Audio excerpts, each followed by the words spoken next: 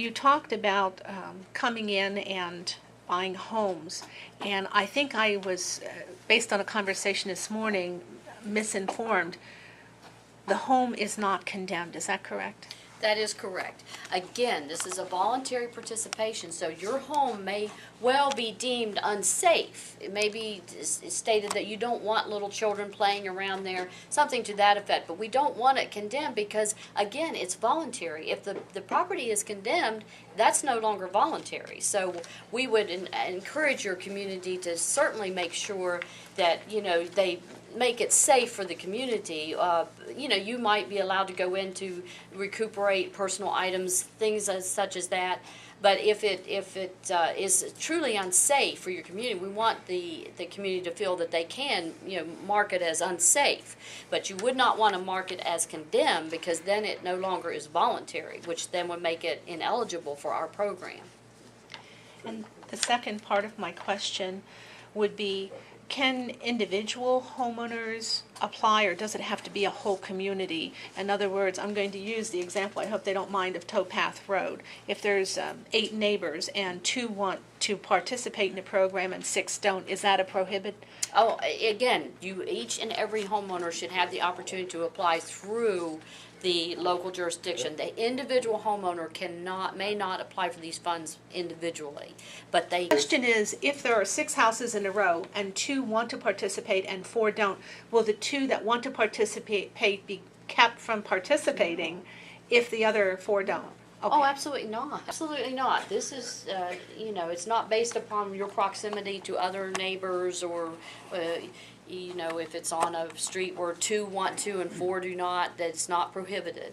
The only time these are conjoined, which means you can't take one out of the middle because they all would fall down. Like a row house, you mean? Go ahead, sir. The ultimate goal of the program is to make it so that there is less flooding in an area. So to be fair in answering your question, yes, FEMA would like to see areas cleared out because of, you know, then obviously there's no structures in the way to raise the water level up, but it does not in any way preclude the application from moving forward. We cannot buy all of the houses, so yes, we do have to make it. It's based on benefit cost about which project is going to reap the most benefit, but it does not preclude the homeowners from being included in an application. And then the community is the one, and with our advice, as we said, we'll be coming out embedded in your communities, helping to put these applications together to make the most attractive application and move it on up to FEMA. This is more a general question. The Disaster Recovery Center, I'm wondering if that is still being used, how much longer that will be in effect, and also I'm curious if there's an estimate of how many homes we're talking about here that might be acquired, or maybe it's too early for that. Lebanon County, there's no date for closure. Closures are usually dictated by the number of applicants and the number of visitors. Lebanon County has a very high number of visitors, the second highest, I believe, in the Commonwealth. So there's no future date for closure of that. They're still viable. We ask people to register over phone and by internet, preferably, but if you need face-to-face questions answered, need to talk to somebody, the disaster recovery centers are still the place to go. In terms of your numbers question, I can't answer that. Dan has on his sheet 148, which would be potential, that are destroyed, so. Okay, do we have any other? Yes, sir. Joe Ellen had brought up about Towpath Road. It's no secret, it was pretty much destroyed. Yeah. Now you're saying, she brought up about the 8 homes, and you're saying that now if it's possible, we want to turn it into a ball field or something. I mean, these homes are going to all fall under the 50% rule, which means that every home out there is not going to be livable, it's not going to be repairable, elevated, nothing of the sort. Does that change anything, being that whole street was pretty much a total loss? No, sir, again, it is the individual home. It's the application as a whole will move forward for whomever wants to sign up for the program. And you will, as I said, have the opportunity to reach out to your local officials to be included in the application. And again, it does not matter if it's one home on a street or 10 homes on a street. So each family would have to go to the, My husband and I own a 52-acre farm that was underwater, 200-year-old log home, basement and first floor, had it all gutted. I was turned down by FEMA for disaster relief because we had recently moved out of the home and put it up for sale. It's now valued at about $200,000 less than what we own on our mortgage.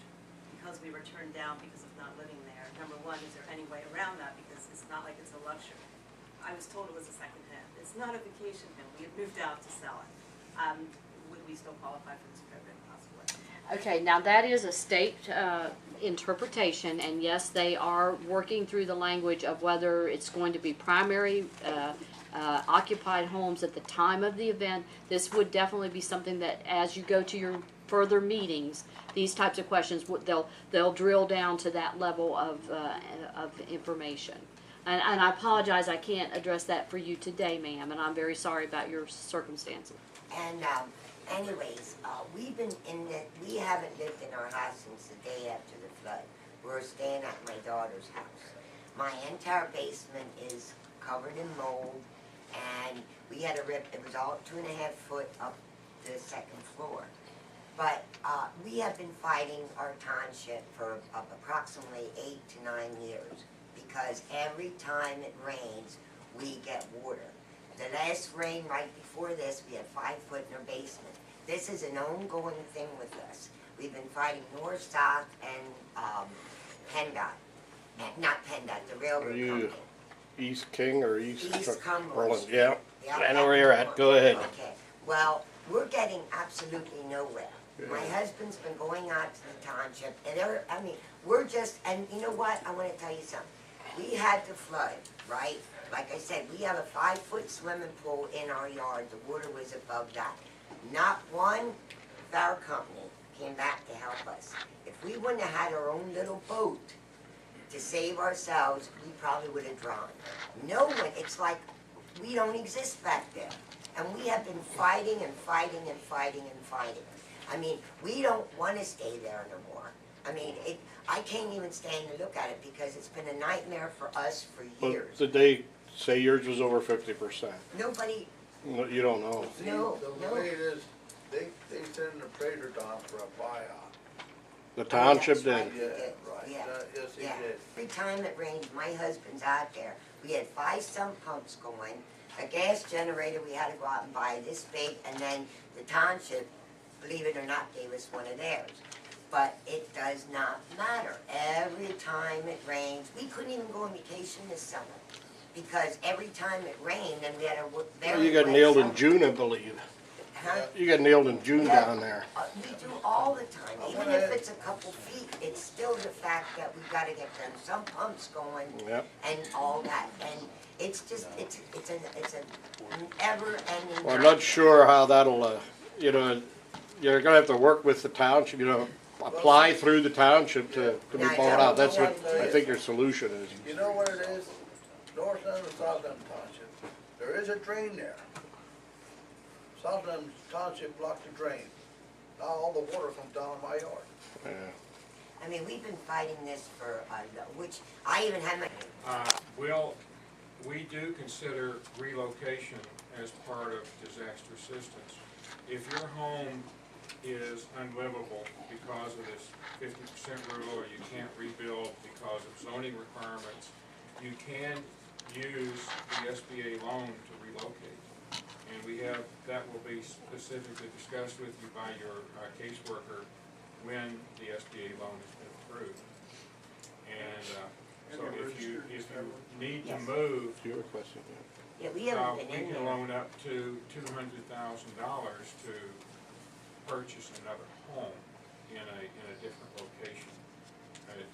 The only requirement is it has to be. Program again. I'm curious about the funding.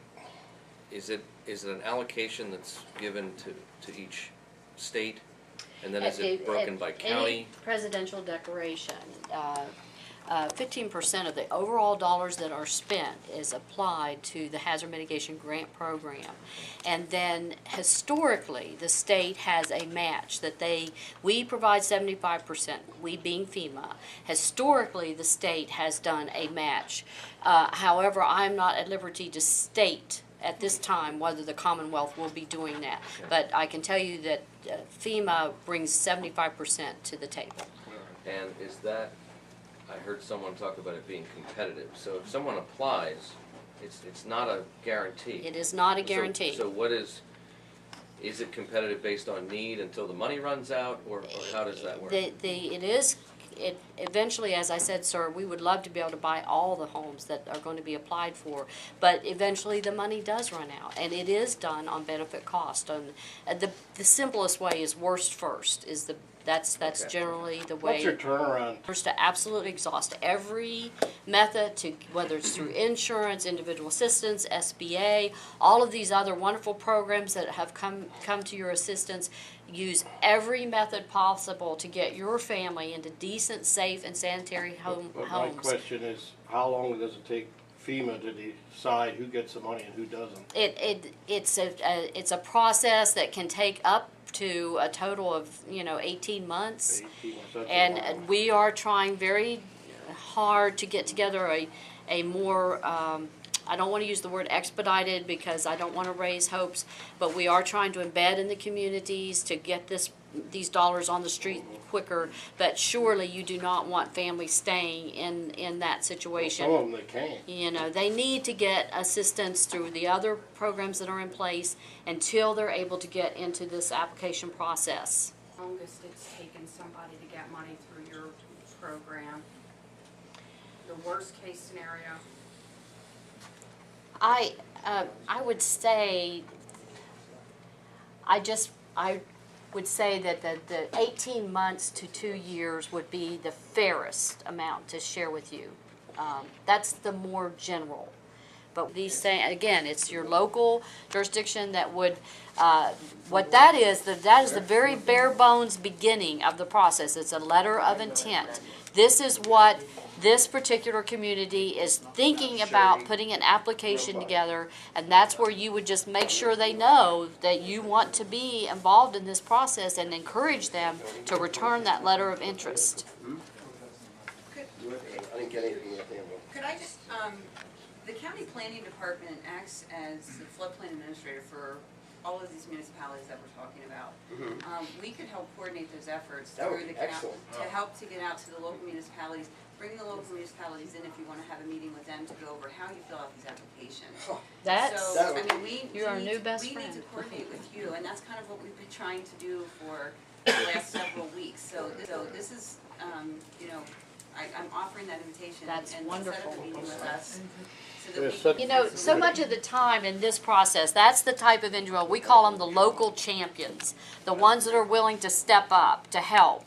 And this is a perfect example of an organization embedded in your area that's willing to be the local champion and drive that bus to keep it going. A person that that you can reach out to, that can answer your questions, that you trust because there's one of you. Exactly. So thank you very much. Must we use that money in the home that we're in, or can we use it when we do get to relocate? I'll answer that question. As long as the money that you receive from FEMA is used towards your housing needs, you can use it to either rebuild your house, to rent another place to stay, or to use it towards purchase of another house, anything that has to do with your housing needs. But I would just suggest you keep any receipts that you spent it on, so if you do get audited later on, they'll know that you spent it. Thank you very much, because everyone was